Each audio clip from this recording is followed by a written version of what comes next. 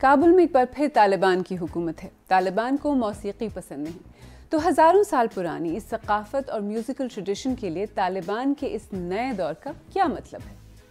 جس نے آ گئے اس وقت انہوں نے کابل پہ، اس نے کہا تھا موسیقی آرام ہے، موسیقی کی اجازت نہیں ہے۔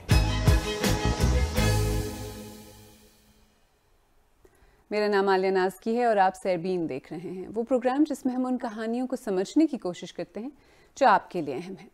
جہاں میوزک کی اتنی مضبوط روایت ہے کہ ہر قبیلے کی اپنی الگ موسیقی ہوتی ہے، وہاں اب ایسا لگتا ہے کہ موسیقاروں کے لیے دو ہی راستے ہیں، یا تو موسیقی چھوڑ دیں یا پھر اپنا ملک۔ کھانے کے لیے کھانا نہیں تھا، پینے کے لیے پانی نہیں تھا۔ ابھی بھی آپ دیکھتے ادھر ہمارے گھر کچھ بھی نہیں ہے، ایک چادر نہیں جو اوپر ڈالیں گے، کوئی اے سی نہیں تاکہ گرمی سے بچائے، کوئی ٹی وی نہیں دیکھنے کے لیے تاکہ ٹائم تھوڑا سے پاس ہو جائے۔ اندر ایک بات ہے، باہر دوسری بات ہے۔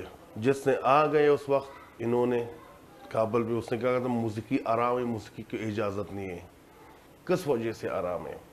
جب ان لوگوں کے پاس تو جائیں گے، اس کے گاڑی میں بیٹھیں گے، اس کے موبائل پہ دیکھیں، ساری موزیک ہے، سارے لوگوں کا موسیقی یہ سنتے، جتنے عورتوں جتنے لڑکیوں یہ گانے اس کے سنتے یار، موبائل پہ دیکھتے اس کے movie.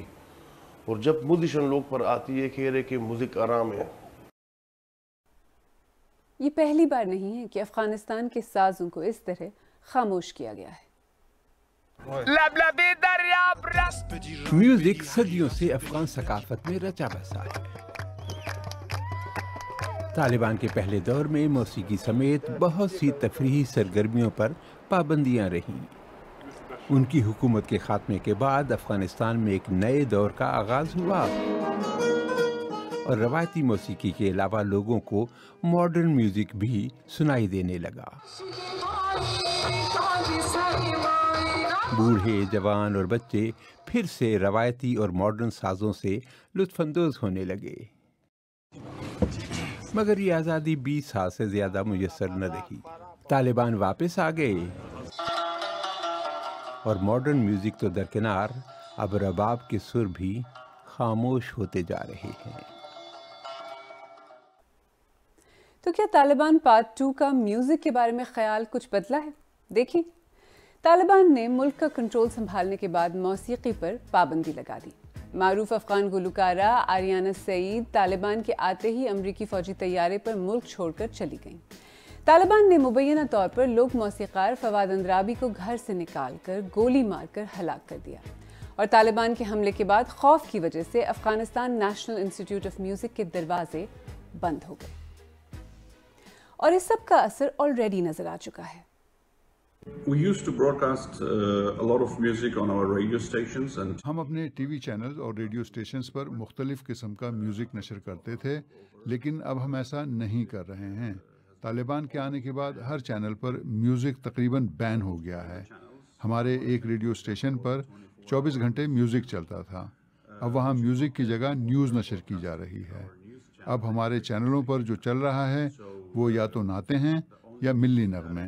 broadcasting at the moment on our general entertainment TV channels are not. Government channels پر طالبان کے ترانے نشر کیے جا رہے ہیں جن میں کسی قسم کا میوزک نہیں ہوتا۔ اس کے علاوہ قرآن کی تلاوت بھی نشر کی جا رہی ہے۔ Songs without music, and also they broadcast a lot of recitation of the Holy Quran. Afghan موسیقی روایتی طور پر سیکولر رہی ہے۔ اس میں آواز سے زیادہ سازوں کا اہم کردار ہے۔ کچھ ساز آپ کو دکھاتے ہیں۔ جنوبی افغانستان میں موسیقی پشتون ثقافت سے وابستہ ہے اور اس کا مشہور ساز رباب ہے۔ مغربی افغانستان کی موسیقی کا ایران کی لوک روایات سے گہرا تعلق ہے۔ اس میں دوتار نامی ساز مقبول ہے، اور خواتین اور بچے شادیوں اور خوشی کے موقعوں پر چنگ نامی ساز بجاتے ہیں۔ تو کیا یہ تمام ساز اب ہمیشہ کے لیے خاموش ہو گئے ہیں؟ جس عرصے میں یہ لوگ ہیں وہاں پہ مستقبل کوئی نہیں ہے۔ اس کے بعد جو ہے نا وہ آہستہ آہستہ سارا کچھ ہوگا، کیونکہ وہاں پہ پرائیویٹ چینلز بہت زیادہ ہیں، پاکستان کے مقابلے میں بہت زیادہ چینلز بنے ہوئے ہیں۔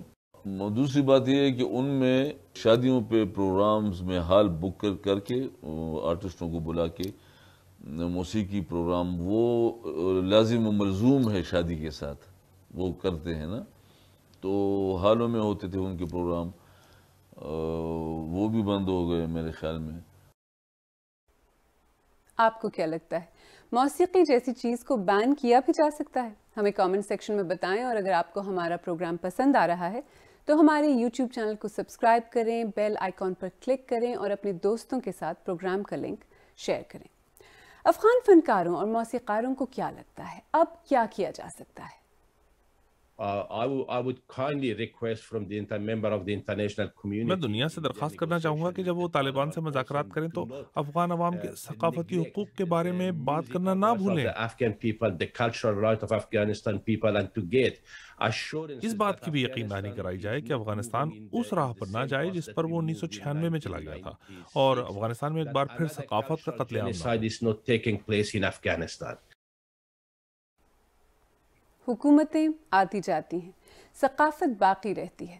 آرٹ، میوزک، کلچر ہمیشہ زندہ رہنے کی راہ ڈھونڈ لیتے ہیں، چاہے وہ ملک کے اندر چھپ کر کام کرنے والے انڈر گراؤنڈ گروپس ہوں یا پھر ملک سے باہر جانے پر مجبور آرٹسٹس کا کام۔